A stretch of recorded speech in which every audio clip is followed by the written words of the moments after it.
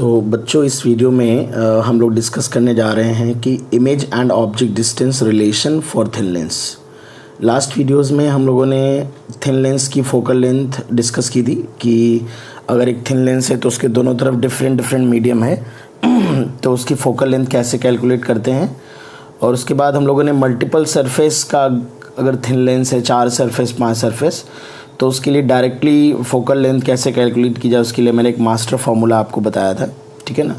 तो आज हम लोग जनरल लेंस लेंगे जिसके दोनों तरफ डिफरेंट मीडियम लेंगे और उसकी इमेज डिस्टेंस और ऑब्जेक्ट डिस्टेंस किस तरह से रिलेटेड है उसके बारे में डिस्कशन करेंगे बच्चों। तो मान लेते हैं कि कोई भी एक स्फेरिकल लेंस है जिसकी 2 स्फेरिकल सरफेस है। अभी मैं शेप नहीं बना रहा हूँ। एक स्फेरिकल सरफेस सपोज यहाँ पे है और बिल्कुल थिन लेंस है, थिकनेस ना के बराबर, ये दोनों सरफेस बहुत ही पास होंगी। दूसरी सरफेस यहाँ पे है।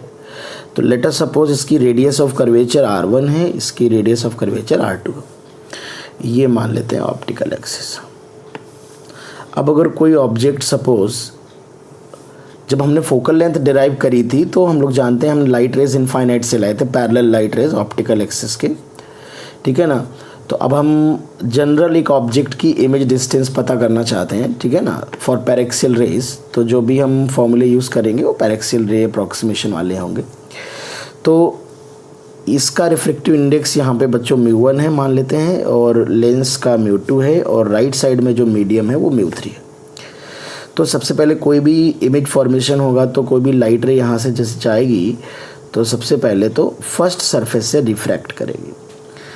फर्स्ट सरफेस से रिफ्रैक्शन के बाद मान लेते हैं कि जो इमेज फॉर्मेशन होगा वो ऐसे रिफ्रैक्ट होके जाएगी। इस तरह से मान लेते हैं कि ये यहाँ पर इमेज फॉर्मेशन कर रहा है। This is your first image. तो if this distance is u, ठीक है, ये डिस्टेंस हमारी u है और ये थिकनेस निग्लिजिबल होती है as compare to this distance. Thin lens है तो ये डिस्टेंस आप यहाँ से मान सकते हो, यहाँ से या यहाँ से, क्योंकि ये वाली डिस्टेंस को हम बहुत ही कम मान के चल रहे हैं। और ये जो डिस्टेंस है ये v1 है बेटा। अच्छा, तो यहाँ पे सबसे पहले अगर मैं इस सरफेस के लिए इक्वेशन अप्लाई करूँ, ठीक है, और अगर मैं आगे फर्दर रे डायग्राम बना दूँ तो लेट कि ये लाइट रे जो जा रही है ये वाली, तो ये फर्स्ट सरफेस के लिए रिफ्रैक्टेड रे है पर सेकंड सरफेस के लिए इंसिडेंट रे है। तो इसका फर्दर रिफ्रैक्शन हो जाएगा। लेट अस सपोज यहाँ पर ये इमेज बना रही है, दिस इज I2। तो this I2 will be the final image formed by this lens 2 refraction के बाद। तो मैं सेकंड सरफेस पे रिफ्रैक्शन पे ये कह सकता हूँ कि जो फर्स्ट सरफेस ने इमेज बनाया था वो सेकंड सरफेस के लिए ऑब्जेक्ट की तरह ट्रीट होगा। और फिलहाल इन दिस डायग्राम ये वर्चुअल ऑब्जेक्ट की जैसा ट्रीट होगा और उससे ये फाइनल इमेज बनेगी, ठीक है। तो अब हम लोग इक्वेशन लिख लेते हैं। तो चूँकि स्फेरिकल लेंस है, स्फेरिकल सर्फेसेज हैं, तो फर्स्ट सरफेस के लिए जो इक्वेशन आएगी it will be μ2 by v1 minus μ1 by u। अभी मैं u की वैल्यू साइन के साथ R1 R2 कुछ भी साइन के साथ नहीं पुट कर रहा हूँ, ठीक है ना। जब हम कैलकुलेशंस करेंगे कोई प्रॉब्लम लेके तो वैल्यू साइन के साथ पुट करेंगे, ठीक है ना। इसलिए भी मैं सरफेस एज्यूम नहीं कर रहा हूँ कि किस तरह के हैं, कॉन्केव हैं, कॉन्वेक्स हैं, ऑल राइट। तो μ2 माइनस μ1 डिवाइडेड बाई R1, ये रिफ्रैक्शन एट फर्स्ट सरफेस है ना, ये रिफ्रैक्शन एट फर्स्ट सरफेस। अच्छा, अब हम लोग सेकंड सरफेस के लिए अगर इक्वेशन अप्लाई करें तो सेकंड सरफेस के लिए जो इक्वेशन आएगी वो आएगी v1 जो हो जाएगा वो ऑब्जेक्ट डिस्टेंस हो जाएगा, तो μ3 डिवाइडेड बाई v, इसे मान लेता हूँ फाइनल इमेज डिस्टेंस v है बेटा, v माइनस μ2, और जो ऑब्जेक्ट डिस्टेंस हो जाएगी वो सेकंड सरफेस के लिए v1 हो जाएगी।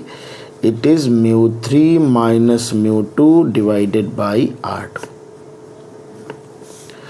अगर इसी तरह से अगर थर्ड सरफेस भी होती तो हम μ4 अपॉन v, इसको v2 मान लेते हैं, μ4 upon v minus μ3 upon v2 equal to μ4 minus μ3 upon R3 आ जाता, ठीक है।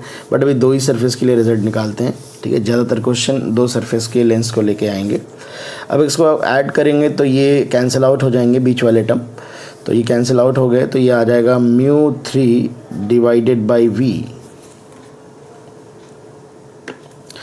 μ3 divided by v minus μ1 divided by u is equal to μ2 minus μ1 divided by r1 plus μ3 minus μ2 divided by r2। तो ये एक रिज़ल्ट आ जाएगा हमारा। तो अगर आप ध्यान से देखें तो ये फाइनल मीडियम का refractive index upon image distance, final मतलब इस तरफ जो लाइट रे पहुंचेगी फाइनली μ1 से चल के μ3 में पहुंचेगी। इनिशियल मीडियम का रिफ्रैक्टिव इंडेक्स अपॉन u, फिर हम μ1 से μ2 में गए हैं तो μ2 माइनस μ1 जिस सरफेस को क्रॉस किया है उसकी रेडियस, प्लस μ2 से μ3 में जा रहे हैं तो μ3 माइनस μ2 डिवाइडेड बाई r2। इस तरह से आप अप्लाई कर सकते हैं, ठीक है ना। तो हम इसे इस तरह से भी लिख सकते हैं। और हम लोगों ने फोकल लेंथ में भी कैलकुलेट किया था कि यही चीज़ mu final divided by focal length के बराबर भी होती थी, ठीक है। ये सेम एक्सप्रेशन आया था, अगर आप 2 वीडियो पहले देखेंगे, thin lens video 1, thin lens lecture 1 आप देखेंगे तो आपको ये रिजल्ट मिल जाएगा। इसका मतलब है कि ये एक मोस्ट जनरल लेंस मान लीजिए कि दोनों तरफ अगर डिफरेंट मीडियम भी है तो हम ये एक्सप्रेशन लगा सकते हैं। मतलब अगर हमें उस परिस्थिति में फोकल लेंथ अगर पता है तो μ3 अपॉन एफ की वैल्यू पुट कर सकते हैं, μ3 upon V minus μ1 upon U is equal to μ3 upon F final medium. और अगर जनरली क्या होता है कि इस तरह के प्रॉब्लम जिनमें डिफरेंट मीडियम होता है तो आपको फोकल लेंथ की वैल्यू नहीं दी जाती, आपको रेडियस ऑफ कर्वेचर और रिफ्रैक्टिव इंडेक्स की वैल्यू दी जाती है। उस सिचुएशन में आपको ये सिर्फ यहाँ से लेके यहाँ तक ये क्वेश्चन अप्लाई करनी होगी। अब बच्चों मान